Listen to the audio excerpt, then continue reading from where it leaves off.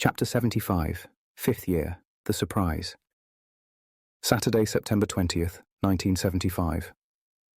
Over the next 3 weeks, Remus managed to fall into a somewhat more comfortable routine as he learnt to navigate his newfound feelings. Once upon a time, he might have simply tried to avoid Sirius, to withdraw and hide in the library or one of his little corners. But he had learnt that this never worked in the end, especially when you shared a bedroom. And at any rate, he was far too big for most of his old cubbyholes now. So he simply tried to cope, and in trying, found that he could. Not that it was easy exactly, but he had so much else to worry about. On top of prefect duties, which already had Remus up and down the castle for patrol duties and meetings, it was an important year for their studies. With OWLs coming up, the teachers were loading them up with more work than ever, and there had been a noticeable shift in the syllabus. In Transfiguration, they were learning concealment.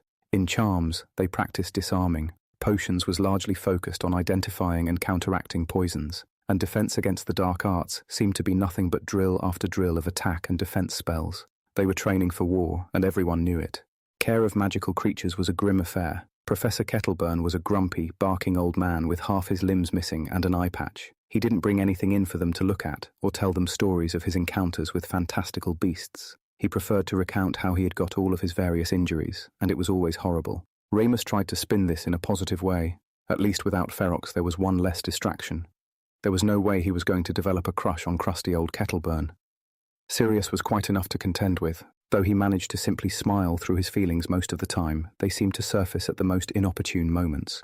He'd be reading a book, and there it was. Or completely alone in the library, and a memory would pop up, stirring up his insides. It left him often shaken, too hot, and confused. If this had been how James and Mary and Marlene and Peter and everyone involved in the stupid snogging business had been feeling for the past 2 years, then Remus simply didn't know how any of them had got anything done.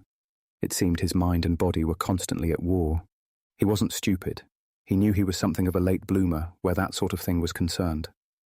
The summer after he'd turned 13, Matron had called him into her office and asked him in the vaguest terms possible how much he knew about marital relations.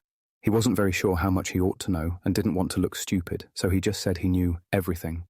She nodded and told him to ask a male member of staff if he had any questions. Of course, he never had. They also once had a talk from the local vicar about the sanctity of marriage and the sinful nature of acting on base urges, but Remus had been so mortified that he had blocked most of that out. Base urges. It wasn't something you were supposed to talk about seriously, at least not with other boys, he knew that much. Jokes were okay. At least you were in safe territory if you just teased each other. But you certainly couldn't ask questions. The other Marauders were ahead of him. Some nights close to the full moon he had caught the scent of their lust, had heard their quiet, aching moments of frustration and shame as they fumbled under the bedsheets in the dark. It just embarrassed him. Of course Remus did, of course he had. But that just felt like maintenance, with no more meaning assigned to it than brushing his teeth. Ever since this past summer, though, things in that department had changed. Become more urgent, as if snogging Grant had activated him in some way, unleashed a great flood of feelings. Remus rarely thought about anything else. He was constantly on edge. For once, he was grateful for the billowing black robes they were required to wear at Hogwarts, but even then, he often found himself having to stay seated longer than everyone else sometimes, trying to think neutral thoughts.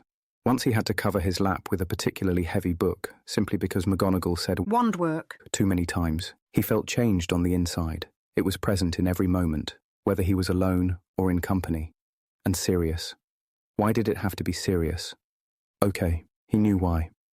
It was the way his thin white school shirt hung off his back, the way his hair fell in his eyes so that he had to push it back, even though he never, ever tucked it behind his ear. His hands. His fucking eyes. It had been a very trying 3 weeks. Remus was grateful that this first full moon of the term had fallen on a weekend.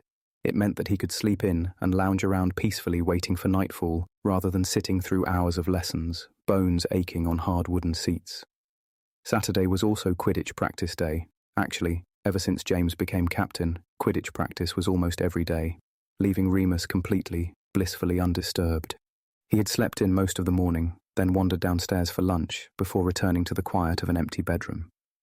He read his book for a while, but feeling headachy and restless, soon gave up. He wished the moon would hurry up and come so he could get it over with. Waiting for it was the worst part. He closed his eyes, stretching out, then decided he was sick of lying down. He climbed off his bed and went to sit on the windowsill with a packet of cigarettes, the last he had from the summer, given to him by Grant as a leaving gift. Grant. If Grant was here, at Hogwarts, would Remus feel the same about Sirius? Probably, he sighed to himself. And Grant was so canny at that sort of thing he'd work it out right away. Maybe he would have some advice, if only he could call him, or even write a letter. But he was only allowed to send owls to Matron, and what if she read it? Remus wished he had the compact mirrors James and Sirius had, though how on earth he would explain them to Grant he had no idea. He finished his first cigarette and started on another. It was soothing. Weed was better. He'd had some after his last full moon, but he hadn't seen anyone at Hogwarts smoking it. He was on the outs with the smoking set anyway, as he was no longer supplying.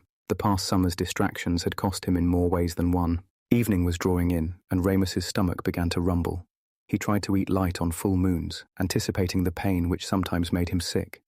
In the days afterwards, he would be ravenous and could easily manage 3 or 4 plates per meal. He was just about to get up and go down when the door opened. Peter, James and Sirius walked in, with curious looks on their faces. James looked very serious and quite cautious, as if he had to deliver some news and wasn't sure how Remus would take it. Remus knew it couldn't be bad news, though, because Sirius was grinning from ear to ear, showing every one of his perfect, pearly white teeth. Peter was wringing his hands, as usual, but he too had a small, wicked smile, the look he had when they were in the middle of a particularly devious prank. "Oh, God," Remus said, before James could speak. "What now? Why aren't you at Quidditch?" "No Quidditch today," Sirius said, still grinning like a maniac. The energy coming off him was electric, burning hot. He was clearly extremely excited about something. "Where have you been then?" Remus asked, choosing to look at James instead to keep his voice level. "We've been practicing something else," Peter burst out, biting his bottom lip. Remus leaned back on the windowsill and looked at James again, raising a questioning eyebrow. James swallowed, his Adam's apple bobbing, then cleared his throat. "Moony," he said. "you may remember we had an idea in 3rd year." "You have ideas all the time, Potter. Be specific." Remus said irritably, lighting his 3rd cigarette. His shoulders hurt, and his neck. He wasn't in the mood for games on a full moon. They should know this by now. To help you with the... I know you said we shouldn't, James ran his hand through his hair. But we'd already got so far with it, and, look, I'm sorry. We're sorry. But... "Spit it out." Remus sighed, exhaling smoke. James looked panicked. He glanced at Sirius, then looked at his feet and mumbled, "We've become animagus." "What?" "Oh, for Merlin's sake," Sirius said, stepping forward. "Look, Remus." And with that, Sirius promptly transformed into a very large black dog, and Remus fell off the window ledge in shock.